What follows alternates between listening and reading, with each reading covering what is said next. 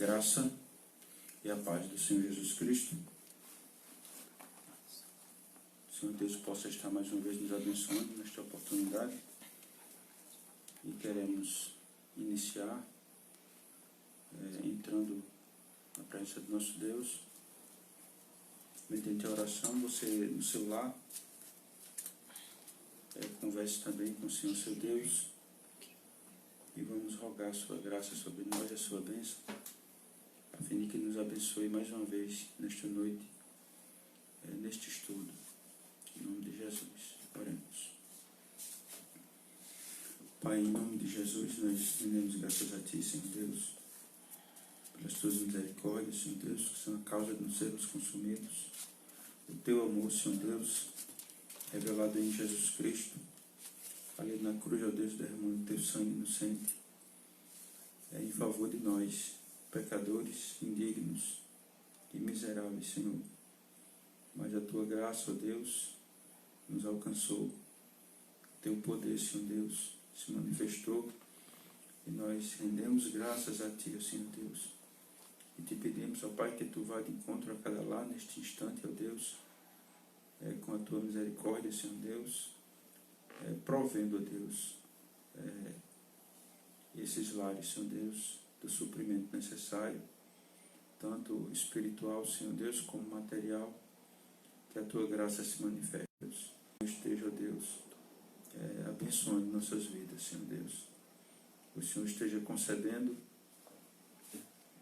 a nós, Teu povo, Senhor, que possamos estar em Tua presença, Pai. Perdoa nossos pecados, Senhor Deus. Ajuda-nos, ó Pai. E nesta noite, Senhor Deus, fala conosco e nos permita, Senhor Deus, louvar e engrandecer o Teu nome, que é digno de toda honra e de toda glória, Senhor. Em nome de Jesus Cristo, nós assim Te oramos e agradecemos. Amém. Vamos louvar o Senhor.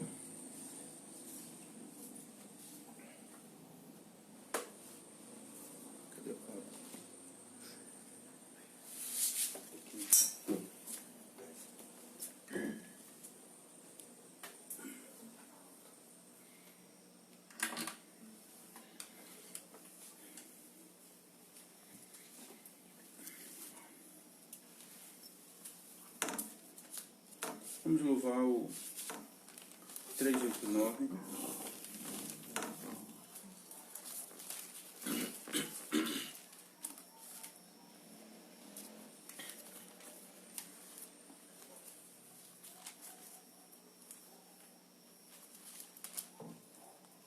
Promessa bendita.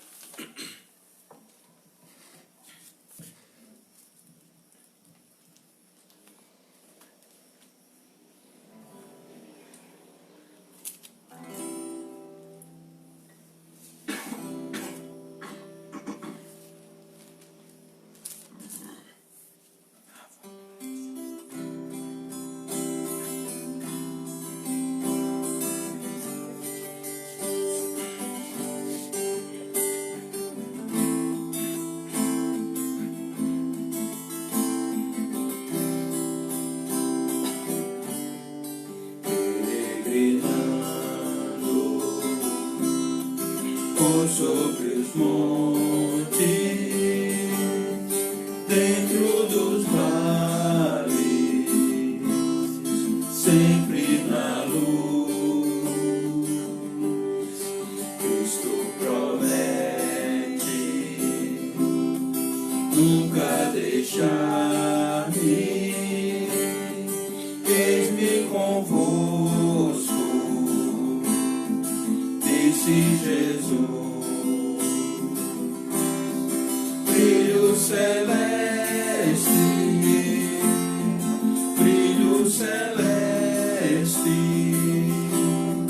enche a minha alma, glória do céu, oh aleluia, sigo cantando, dando os louvores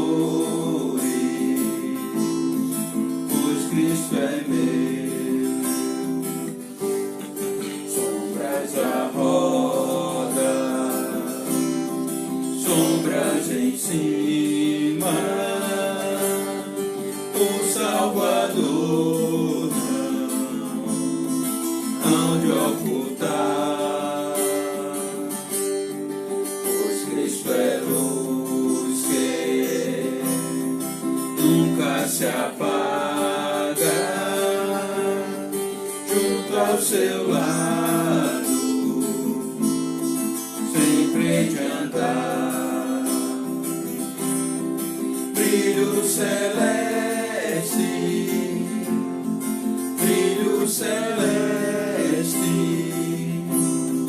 enche a minha alma, glória do céu, oh aleluia, sigo cantando, dando louvores, pois Cristo é meu, a luz bendita me vai guiando, passos avante para a mansão,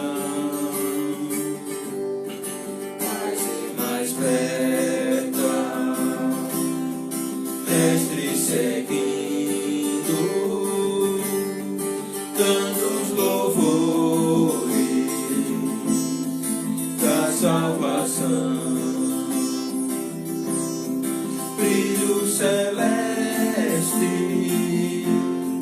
brilho celeste, enche a minha alma, glória do céu, oh aleluia, sigo cantando, dando os louvores, pois Cristo é meu.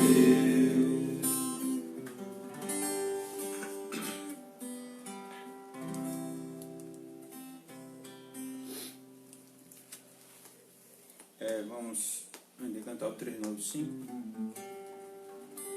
O nome precioso é o nome de Jesus.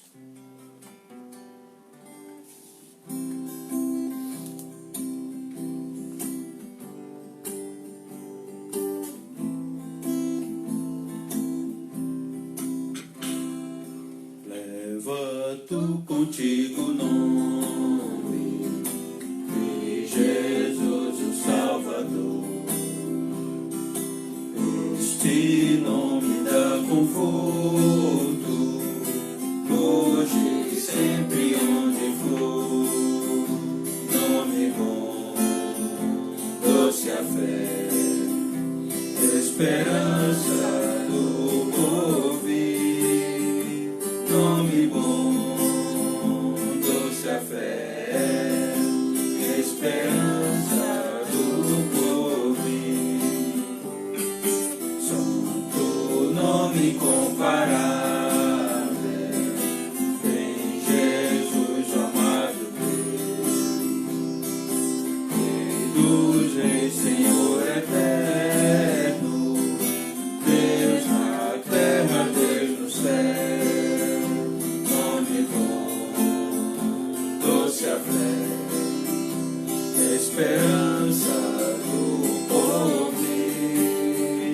Nome bom, doce a fé, esperança do porvir. Este nome leva sempre para bem te defender.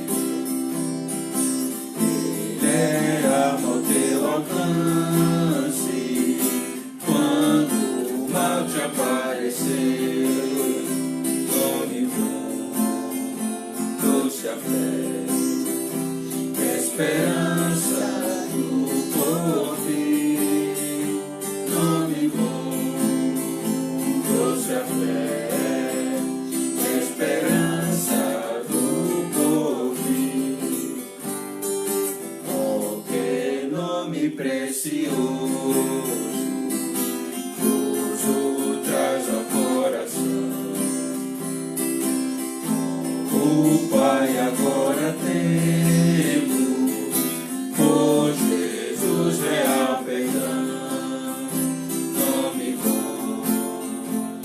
trouxe a fé, esperança do porvir. Nome bom, trouxe a fé, esperança do porvir.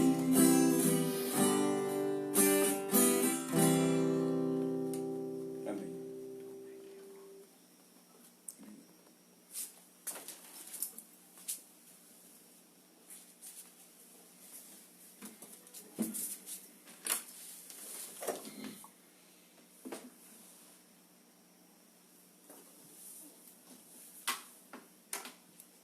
Como disse o apóstolo Pedro, em Atos dos Apóstolos,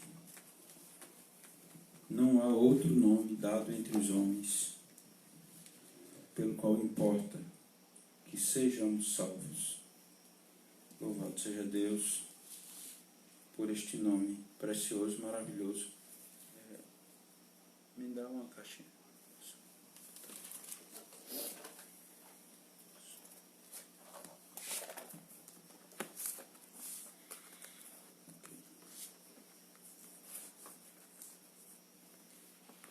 Ele é a arma a nosso alcance quando o mal nos aparecer.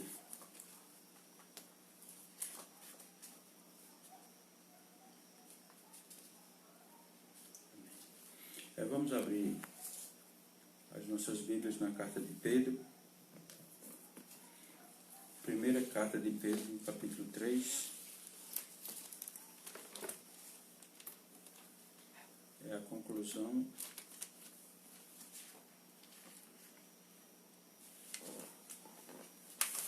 do tema Um Resumo de Vida Cristã. Capítulo 3 da primeira carta de Pedro. A gente vai ler, fazer a leitura de novo do 8 ao 22.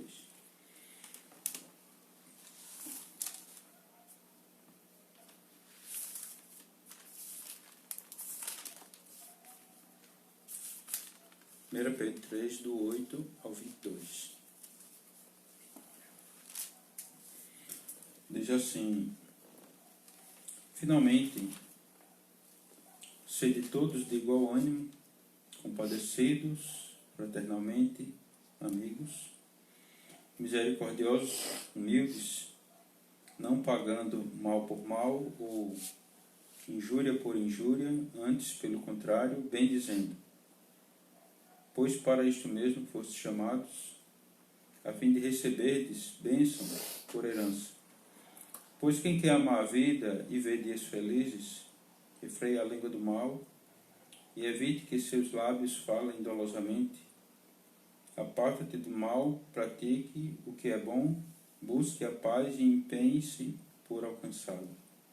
Porque os olhos do Senhor repousam sobre os justos e seus ouvidos estão abertos às suas súplicas, mas o rosto do Senhor está contra os que praticam males. Ora, quem é que vos há de maltratar se fordes zelosos do que é bom? Mas ainda que venhais a sofrer por causa da justiça, bem-aventurados sois. Não vos amedronteis, portanto, com as suas ameaças, nem fiquem alarmados.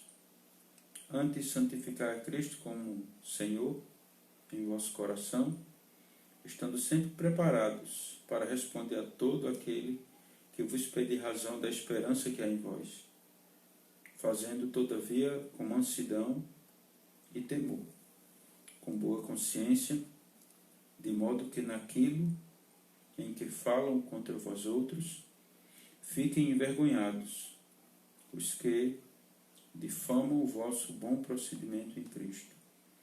Porque se for da vontade de Deus, é melhor que sofrais por praticardes o que é bom do que praticando o mal.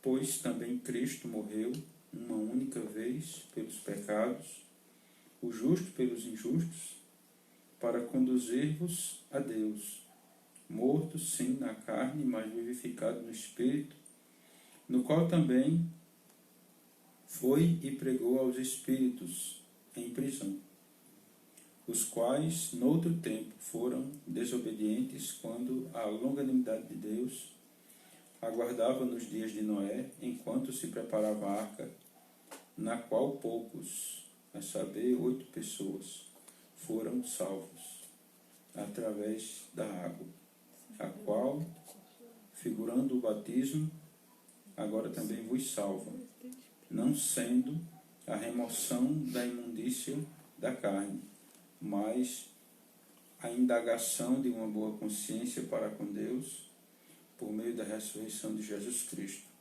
o qual, depois de ir para o céu, está à destra de Deus, ficando-lhes subordinados anjos e potestades e poderes. Amém. Bendito Deus, te louvamos por tua palavra, Senhor. Rendemos graças a ti, Senhor Deus, pelo privilégio de podermos estar diante dela, de poder compartilhar, Deus, a verdade da tua palavra, Senhor. E te pedimos por cada um que nos ouve e nos assiste, que a tua palavra seja um instrumento abençoador na vida de cada um que nos escuta, em nome de Jesus Cristo. Amém. E amém.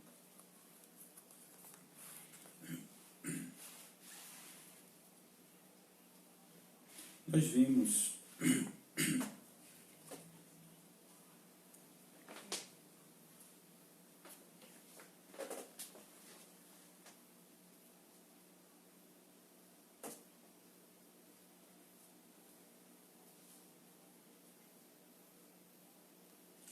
aqui que o cristão ele tem um chamado para ser um instrumento de bênção. Já lembramos ali da palavra que Deus dirigiu a Abraão. Ele disse a Abraão: "Sê tu uma bênção". E nós sabemos que Abraão foi um homem muito abençoado por Deus. Então aqueles que são uma bênção, eles já são pessoas muito abençoadas, porque é uma graça a gente poder ser uma bênção.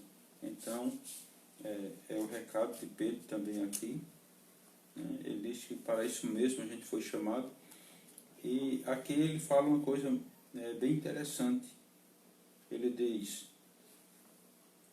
ele apresenta uma finalidade, que é de recebermos a bênção por herança. Ele vai falar a respeito disso aqui nesse capítulo 3. A fim de receberdes a bênção por herança, que está aqui ainda no começo aqui.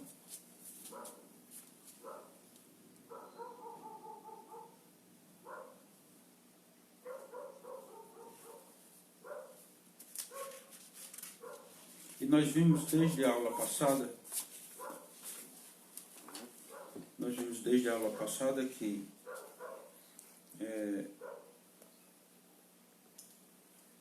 a herança, ninguém recebe uma herança por merecimento. Eu citei até um exemplo, e nós sabemos que é fato, que a herança ela é um privilégio do herdeiro.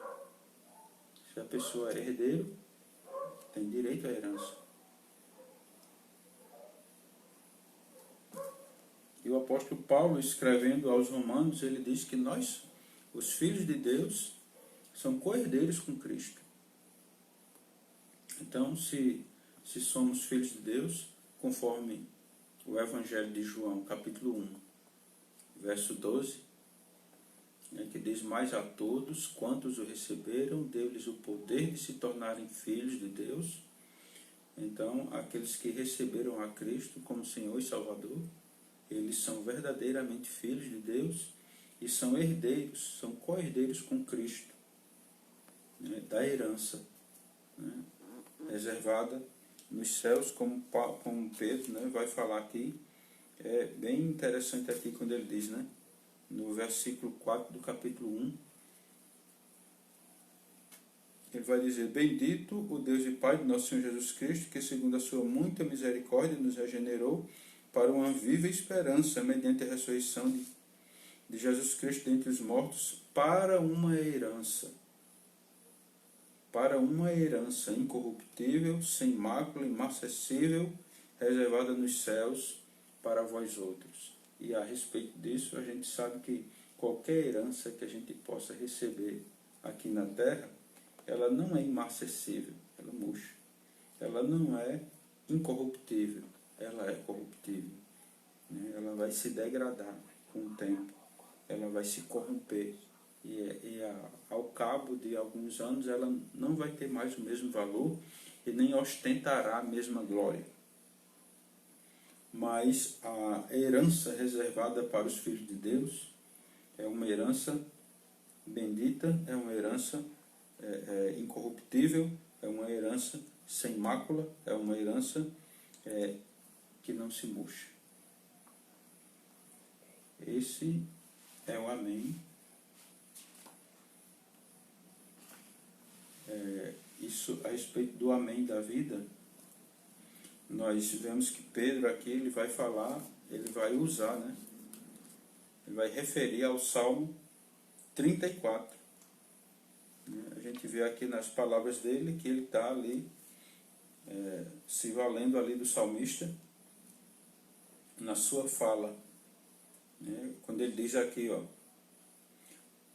pois quem quer amar a vida e ver dias felizes, refreie a língua do mal, evite que seus lábios falem dolosamente. Aparte-se do mal, pratique o que é bom, busque a paz, empenhe-se por alcançá-lo. Desses versos aqui, do verso 10 até o 12, é uma citação do Salmo 34. E nós vamos ver algumas coisas aqui, ó. Aí ele diz, né? Por isso nós devemos desfrutar do tempo que a gente tem aqui na terra, na presença do Senhor, e dando por Ele graças, pelo tempo presente, né? Como o próprio nome já diz, né? O presente é um presente de Deus. Tem gente que gasta o seu tempo presente com tristeza, com angústias, com rancores, com ressentimento, com isolamento, né? Muito embora, né, a gente está vivendo um tempo de isolamento, mas não é desse isolamento que eu falo. É se afastar das pessoas, né, e alimentar sentimentos ruins dentro do coração. Isso não diz respeito a desfrutar o dia que o Senhor Deus nos deu e desfrutar do presente, né, que Ele nos está dando, que é a graça de estarmos vivos, respirando, né, e poder desfrutar da vida. Né. Esse próprio salmo aqui vai falar a respeito disso. Né, o salmista diz, né, bendirei o Senhor em todo tempo, o seu louvor estará sempre nos meus lábios. Veja, sempre é sempre. Sempre é, como a gente já cantou aqui, na alegria e na dor eu louvarei o Senhor. Não é porque o tempo está difícil, não é porque a situação está ruim, não é porque você passou, você não fez 3 refeições o dia, você não conseguiu o que você sonhou, que você vai ali consumir os seus dias na tristeza, de forma alguma. A gente busca o Senhor, porque na presença do Senhor há fartura de alegria. Então é no Senhor que a gente se alegra, porque a alegria no Senhor é atemporal. A alegria no Senhor ela faz com que fiquem assim, em outro plano as tristezas dessa vida. A gente não pode depreciar demasiadamente a vida aqui na Terra, a vida que a gente vive. A gente sabe que a vida aqui é muito difícil, a vida tem muitas dores, a vida tem muitos pesares, a vida é cheia de altos e baixos, mas a gente que tem o Senhor, né? Que tem o Senhor como a nossa confiança, como nosso porto seguro, a nossa rocha, a nossa força, a nossa fortaleza. Então nele a gente se refugia das dores dessa vida, para que a gente possa olhar para a vida e contemplar o que tem de bom nela, porque a vida não é só dor, a vida não é só tristeza, a vida não é só lamúria, a vida não é só lágrimas. A vida também tem alegrias. Este é o dia que fez o Senhor. A gente percebe que quando o dia amanhece, quem primeiro começa a festejar são os passarinhos. E quem somos nós para não fazê-lo? Se os passarinhos já começam ali a louvar o nome do Senhor pelo amanhecer, o dia que Deus deu para eles e deu para nós também. Então nós devemos imitar ali os passarinhos e bendizer o Senhor pelo dia que Ele nos deu e em todo o tempo, como diz o salmista. O autor aqui ele diz: dias felizes não significam dias sem sofrimento e tribulações, pois todos os dias da nossa vida são acompanhados pela bondade e pela misericórdia do Senhor. Entendendo que a misericórdia ela age por sobre uma demanda justa da vida sobre os pecadores. Quando os pecadores são visitados com qualquer flagelo, eles são dignos disso, porque são pecadores. Então a culpa que está sobre o pecador faz dele digno do sofrimento. Mas a Bíblia diz que a misericórdia do Senhor se renova a cada manhã. Então Deus ele age de forma graciosa para com os homens, não os tratando conforme as suas culpas. Embora eles sejam dignos de determinado sofrimento, o sofrimento não atinge todos. O sofrimento de repente não é tão drástico, né? Há um aplacamento, né, sobre o sofrimento por causa da misericórdia de Deus. Então nós desfrutamos da misericórdia de Deus também.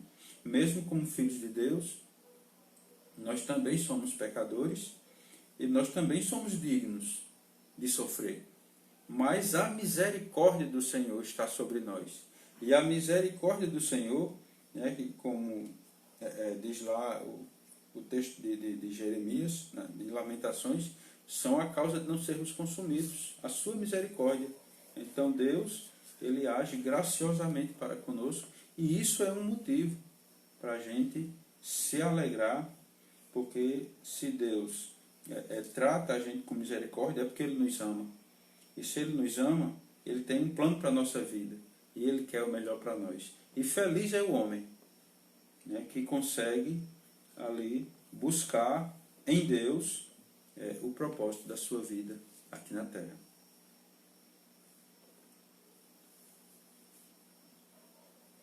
Aí Pedro dá um recado interessante aqui.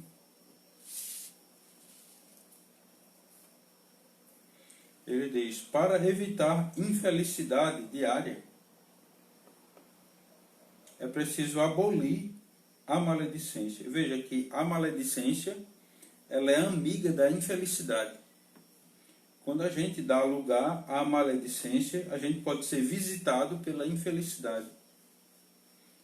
Eu diria que a felicidade, de certo modo, ela é altruísta.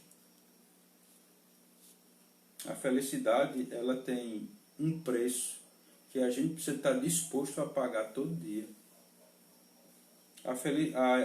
A felicidade, de repente, ela pede de nós um despojo. para que a gente dê lugar a ela. Então, não dar lugar à felicidade é dar lugar à maledicência. Por exemplo, você pode escolher, ou você nutre no seu coração o rancor, ou então você se liberta dele. Você abre mão daquele negócio. Não quero isso. Pronto. Não quero isso no meu coração. Para que eu vou viver com esse negócio? Me maltratando? Não quero. Eu me recuso a sentir rancor. Eu quero sentir amor. E a gente sabe que o amor é sofredor. Pronto, é melhor. É melhor a gente sofrer por amar do que sofrer por odiar. Porque sofrer por odiar, a gente vai ali estar suscetível a contrair até uma doença psicossomática. Mas quando a gente escolhe amar, então as coisas são diferentes.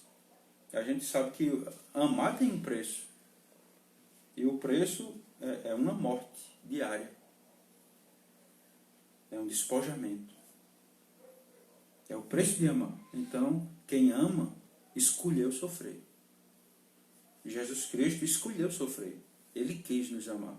O amor dele por nós levou ele até a cruz. Então, se Jesus, por escolher nos amar, ele teve que sofrer, porque a gente não sofre também por amar.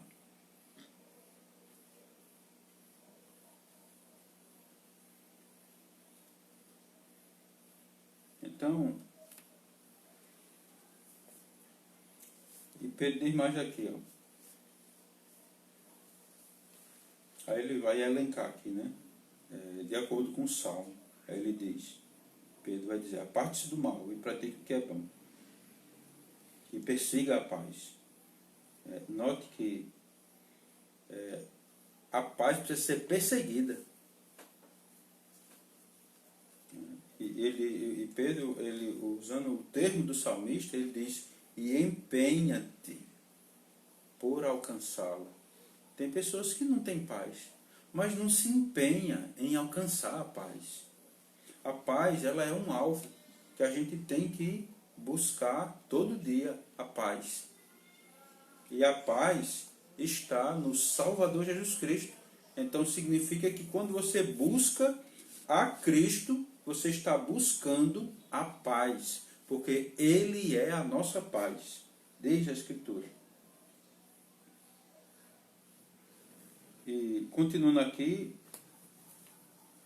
ele diz, porque os olhos do Senhor repousam sobre os justos, e os seus ouvidos estão abertos às suas súplicas. Mas o rosto do Senhor está contra aqueles que praticam males. Verso 12. Então, essa citação de Pedro, né, conforme o Salmo 34, 15 e 16, ele vai revelar 3 certezas maravilhosas que nos encorajam em tempos difíceis. A primeira coisa, né, muito encorajadora, Deus vê nossas tribulações. O texto diz o quê? Porque os olhos do Senhor repousam sobre os justos. Então Deus nos vê, nos assiste. Nada é oculto dele. Tudo está patente diante dele. Isso é uma consolação. Ou seja, de repente, não, mas ninguém está vendo, Deus está.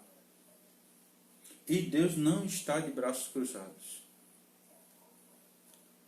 As tribulações, elas fazem parte da vida cristã e muitas vezes designadas por Deus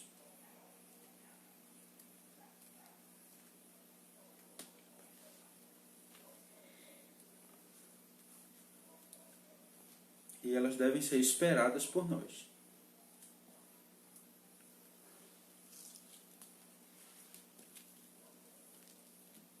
Nós devemos enfrentar as tribulações com fé e com esperança.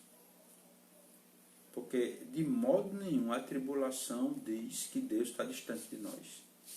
A tribulação não vai dizer que Deus se esqueceu de nós, porque o texto bíblico diz que os olhos do Senhor repousam. Esse termo justos está dizendo aqueles que confiam no Senhor. Então, se eu confio no Senhor, os olhos dele estão sobre mim. E nenhuma tribulação que eu passe aqui é esquecida dele. Tudo está patente diante dele. E a outra boa notícia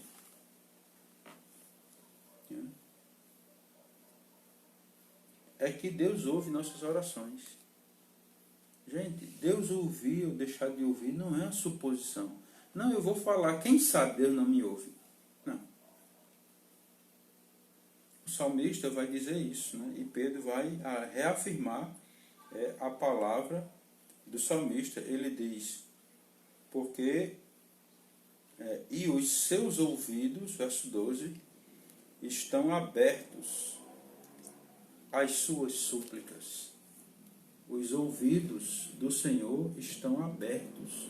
Quando você se inclina e você vai falar com Ele, Ele está de pronto.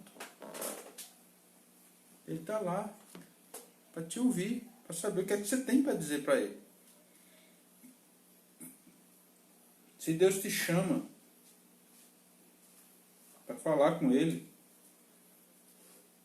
não recuse. Entre na presença dEle. Ore, porque isso é agradável diante de Deus. Que alguém o busque com toda sinceridade. E de repente, a própria tribulação é um instrumento para a glória dele. Como assim, para a glória dele?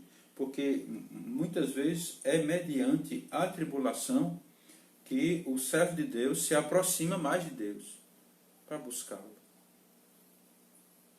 E nisso também o nome dele é engrandecido. O sofrimento empurra a gente para o altar.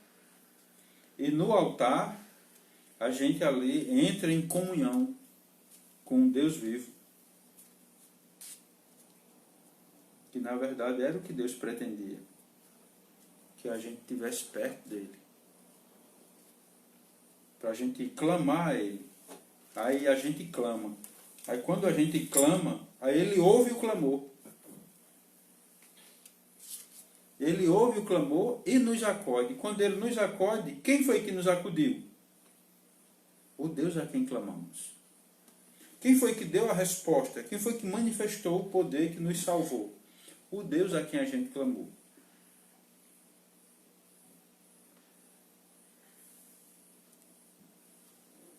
A oração de um crente aflito jamais deixará de ser ouvida. Salmo 50. Salmo 50, 15.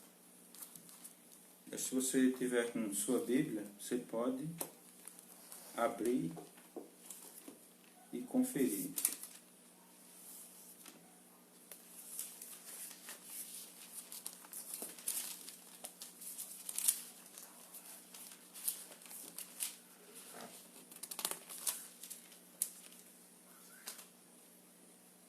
Ele diz, invoca-me, veja que coisa.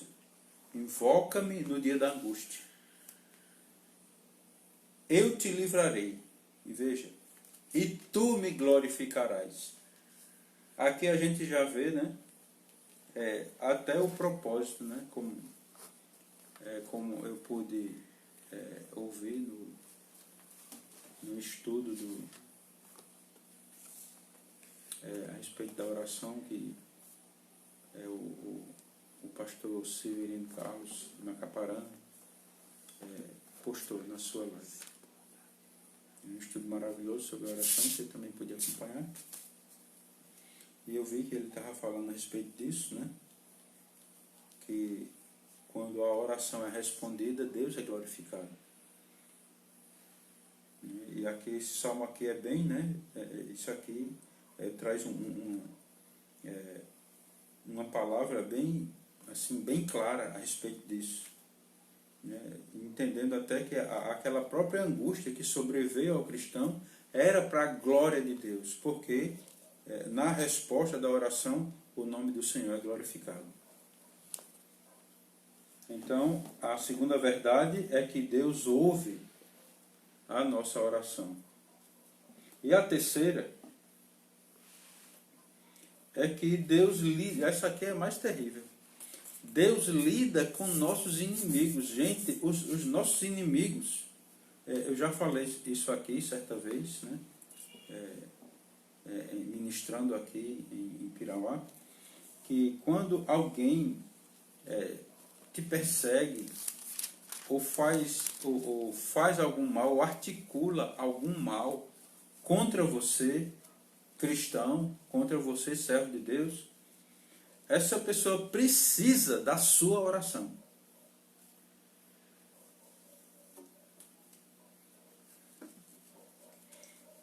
A recomendação de Pedro é que a gente deve amar os inimigos. O verso 9 ele diz, olha, não pagando mal por mal, injúria por injúria, mas pelo contrário, bem dizendo. Então, se alguém faz mal, você não amaldiçoa, você bendiz. Então, bem dizer é fazer justamente o contrário do curso desse mundo. O curso desse mundo pisou no seu pé, você já dá-lhe um retorno,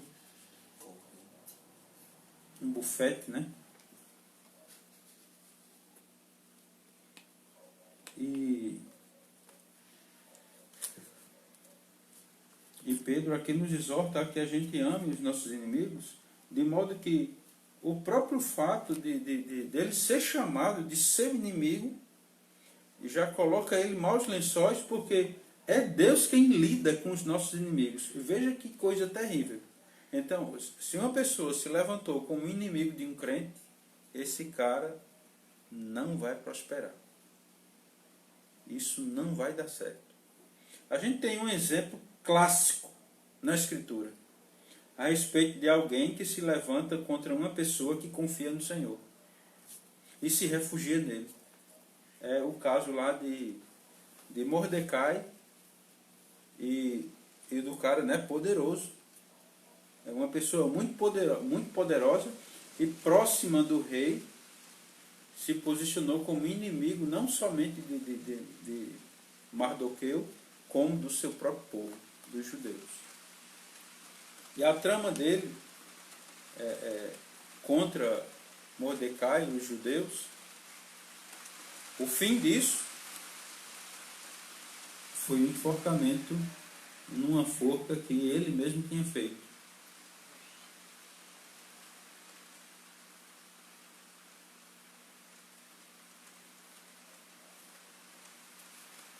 Por isso que o cristão precisa orar. Orar para que Deus seja compassivo, né, e conceda oportunidade aos nossos inimigos que se arrependam. Que se arrependam e entendam que precisam do refúgio no Senhor também. Então Deus está contra os que praticam maldades. Deus está contra eles. É uma verdade bíblica. Deus não está a favor dessa gente. Se você está praticando o mal, Deus está contra. Faça o que é bom, faça o que é reto. E Deus é com você. Ele é o protetor e o defensor do seu povo. Se você é povo de Deus, você tem um escudo. Você tem um protetor. Você não precisa de santo protetor, como muitas pessoas dizem, o meu santo é forte. Mas as pessoas falam essas coisas porque não conhecem o santo dos santos, Jesus Cristo de Nazaré.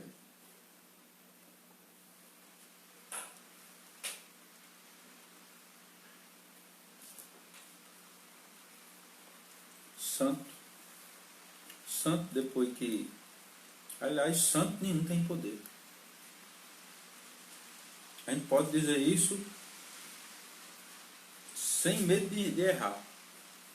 Santo nenhum tem poder. Nenhum. Se procurar na Bíblia, nenhum tinha poder. Paulo tinha poder? Não tinha. Mas Paulo fez milagre? Não, Paulo não. Paulo não fez milagre nenhum. Paulo foi instrumento do poder de Deus. Quem agiu na vida de Paulo foi o poder de Deus. Quando Paulo morreu, aquele poder deixou de agir. O ministério de Paulo foi completado e não tinha mais como aquele poder agir, porque Paulo estava morto. Aí como é que agora, depois de morto, Paulo vai continuar fazendo milagre? Se ele já morreu, se ele não tem mais ministério. Agora ele chegou diante de Deus e apresenta a Deus o que ele fez aqui como vivo. Não há um ministério na eternidade para o povo de Deus. A Bíblia não fala sobre isso.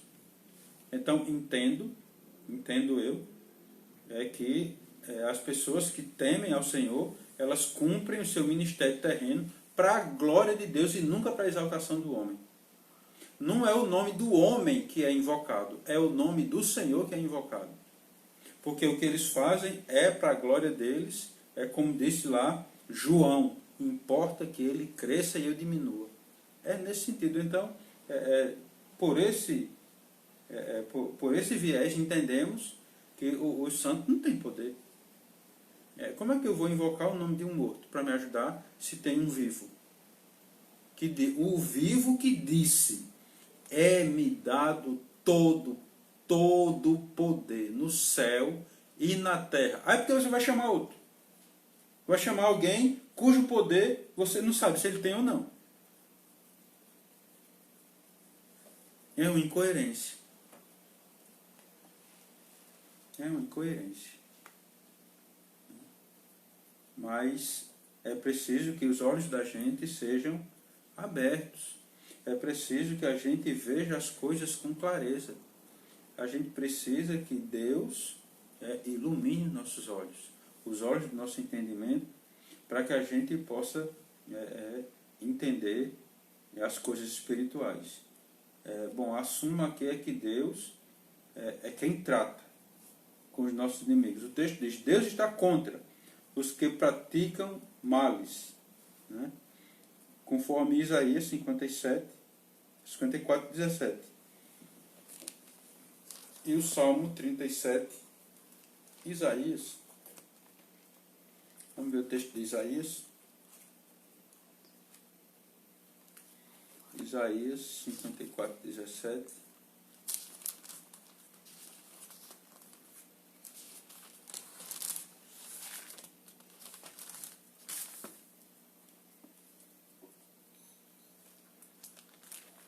Veja que o texto de Isaías diz, toda arma forjada contra ti não prosperará.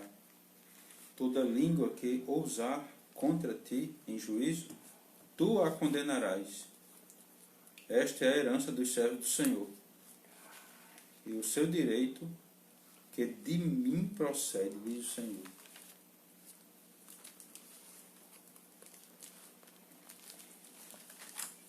Terceira coisa aqui,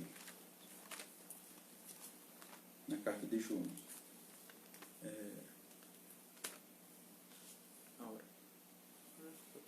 Falta 8. Diz assim, amem ao Senhor Jesus Cristo. Lembramos que Pedro escreveu para crentes perseguidos. Era um tempo difícil para a igreja, porque a igreja tinha muitos inimigos e inimigos poderosos. Então, ele orienta aos irmãos que, mesmo em sofrimento, o cristão deve ser zeloso da prática do bem, independente da situação que ele está passando. Ele é um praticante do bem. De repente, o praticante do bem está ali sob uma ameaça. De repente, o praticante do bem está ali vivendo uma grande adversidade, mas o título dele não foi mudado. Ele continua ostentando a mesma patente.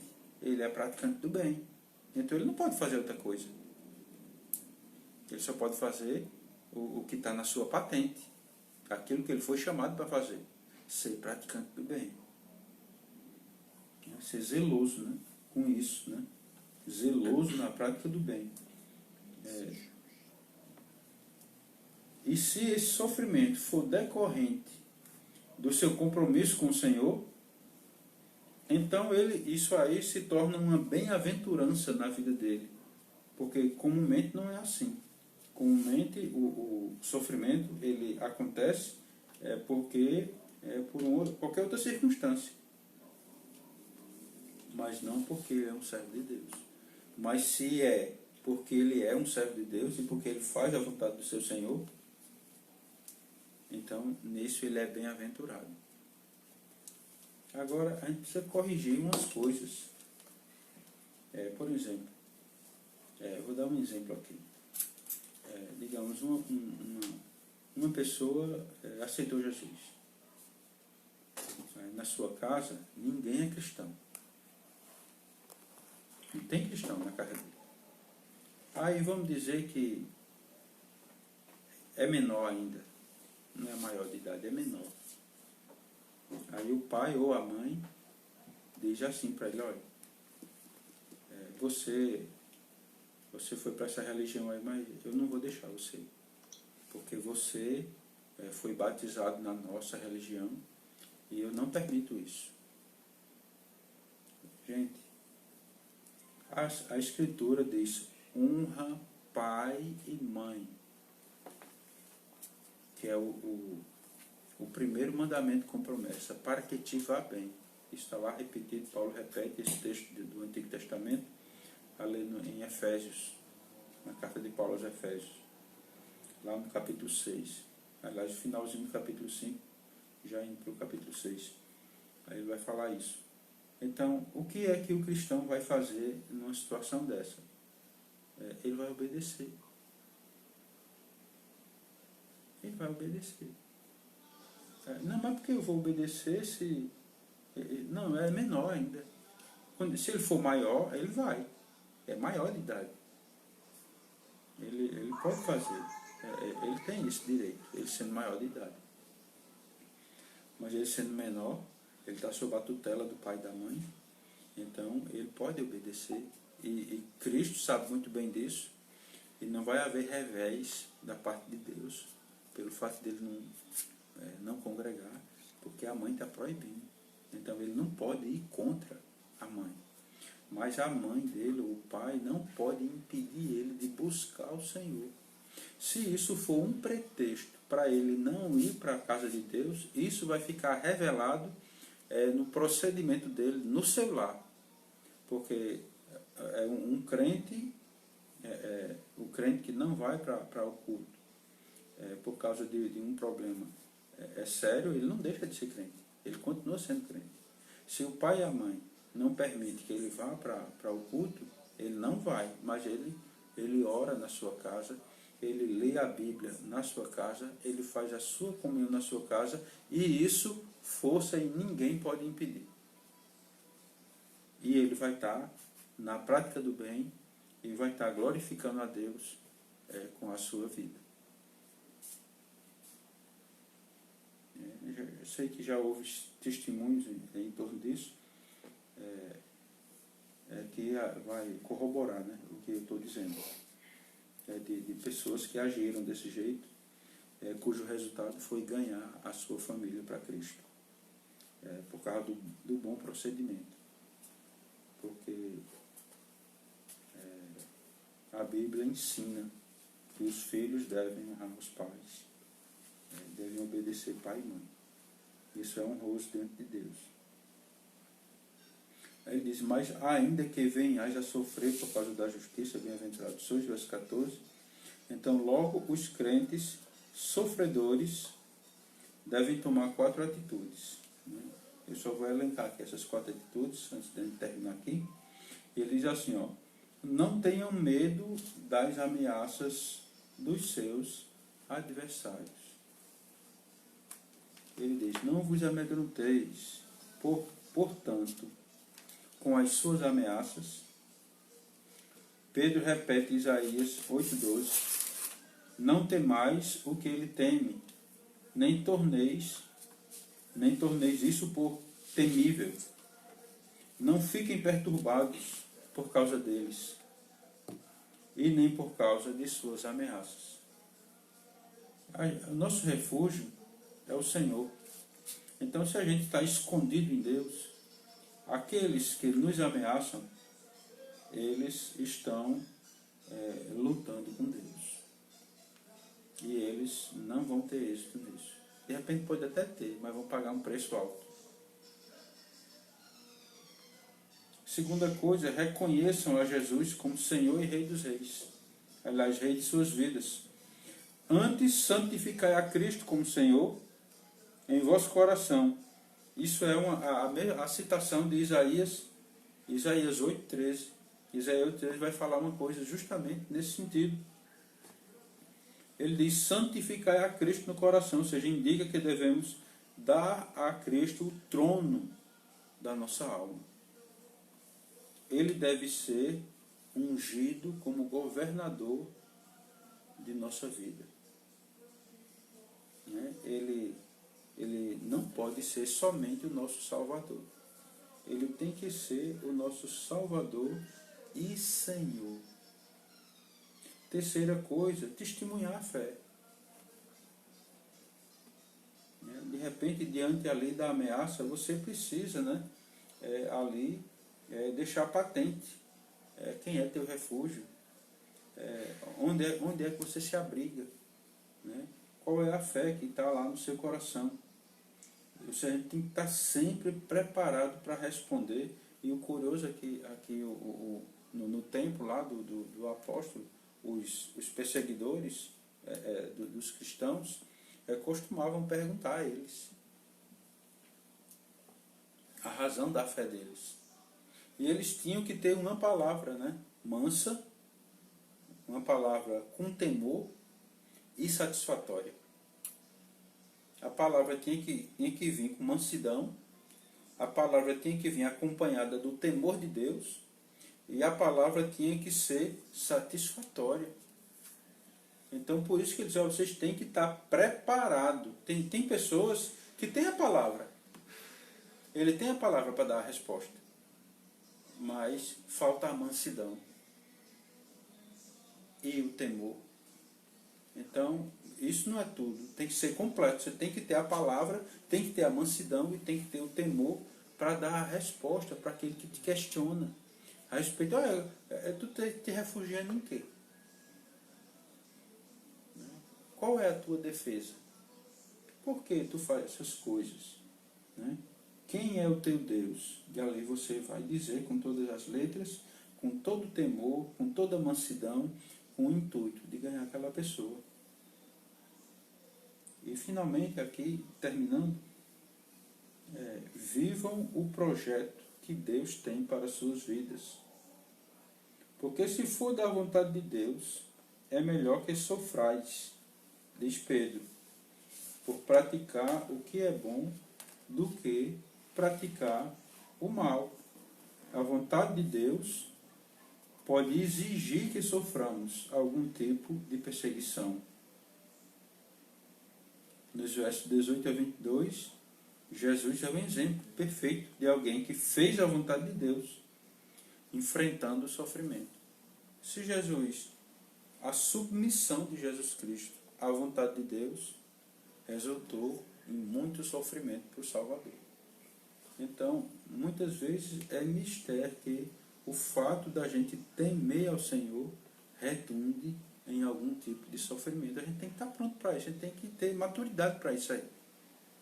Então, se a gente não tem maturidade nesse sentido, basta acampar um sofrimentozinho e a gente não vai mais para a igreja, a gente abandona o Cristo, a gente não quer mais ler a Bíblia, a gente não ora mais, sabe? A gente mas a gente entende que não é assim. Eu vou dar uma pausa aqui. E domingo de manhã. Domingo é quanto? Domingo é 14. Então, domingo 14, se Deus permitir, a gente estiver vivo, Jesus me voltar, a gente vai dar continuidade a esse estudo. Eu peço a você que compartilhe, que você divulgue esse trabalho, Ele vai estar disponível tanto no Facebook como depois vai estar postado no YouTube posteriormente. E você pode ali, se não, as pessoas que não puderam acessar pelo Facebook, pode acessar pelo YouTube, não em tempo real, não ao vivo, né? Mas depois, né? Ao vivo é no Facebook. Pois assim, que Deus nos abençoe, aplique a sua palavra no nosso coração e nos ajude, né? Em nome de Jesus Cristo, a vivermos uma vida do agrado dele, testemunhando, reconhecendo ele, vivendo uma vida cristã para a glória dele. Deus nos abençoe. Eu queria terminar com um louvor antes da oração. Vocês têm sugestão para nós? Eu não sei. Pronto. Ou então aqui para eles.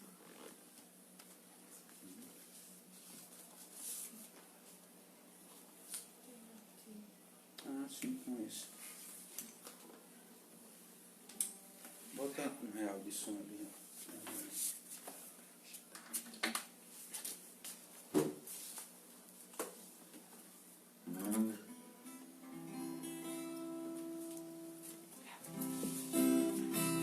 Vamos louvar o nome do Senhor. Porque o Senhor Jesus Cristo é o nosso refúgio e fortaleza. Nós só temos, de fato, a Ele.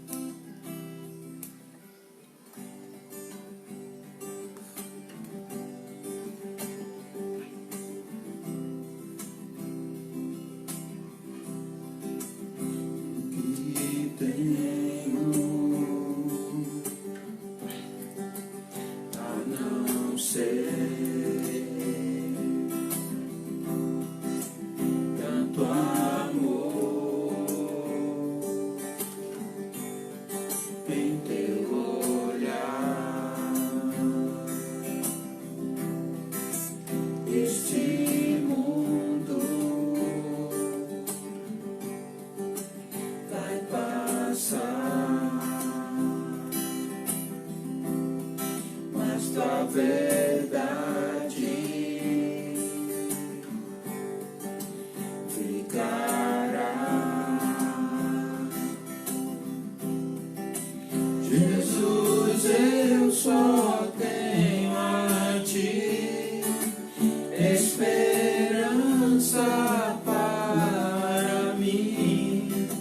Se estou triste, minha fé está em ti. Tua mão sustenta o céu e sustenta o meu viver. Teu amor me guiará até o fim. Jesus, eu só tenho a ti esperança para mim. Se estou triste, minha fé está em ti. Tua mão sustenta o céu e sustenta o meu viver. Teu amor me guiará até o fim. Jesus, eu só tenho a ti. Jesus, eu só tenho a ti. Jesus, eu só tenho a ti. Jesus, eu só tenho a ti.